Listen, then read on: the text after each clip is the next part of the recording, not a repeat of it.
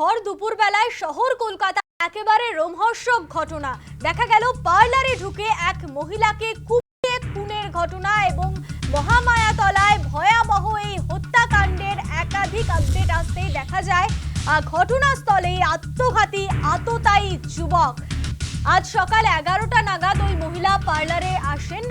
দীর্ঘদিন ধরে এখানে ব্যবসা করছেন তিনি এবং তার কিছুক্ষণ পরেই সেখানে দেখা যায় এক যুবক তার পার্লারের ভেতরে ঢোকেন এবং তার কিছুক্ষণ পরেই ব্যাপক চিৎকার চেঁচামেচি শুনতে পেয়ে তারপর আশেপাশের দোকান থেকে সবাই ছুটে আসতেই সেই সময় দেখা যায় যে একেবারে রক্তাক্ত হয়ে গিয়েছে গোটা পার্লার এবং মহিলার স্বামী এসে দেখেন সেখানে একেবারে পড়ে রয়েছেন ওই মহিলা এবং যে যুবকের বিরুদ্ধে অভিযোগ উঠছে সেই যুবকের গলাতেও আঘাতের চিহ্ন দেখা যায়।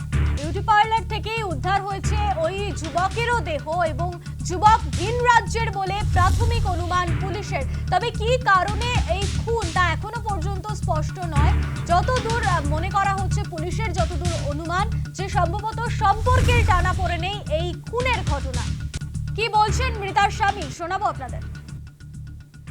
ফোন আসে যে পার্লারে ঝামেলা হচ্ছে এবার আমি দেখি যে আমার বউ রক্ত পুরো ভিজা, আমার দিকে এরকম হাতটা বাড়িয়ে দিয়েছে। আমি চিনি কোনোদিন দেখি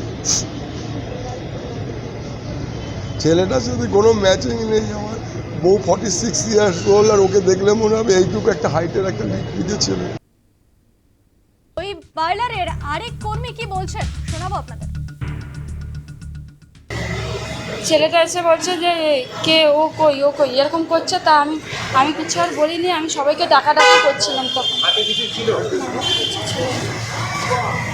ছেলেটাকে আগে দেখেছেন? না আমি দেখিনি, কখনো দেখিনি। এই প্রথম এখানে? এই প্রথম দেখলাম। ছেলেটা হিন্দিতে কথা বলছে। হিন্দিতে?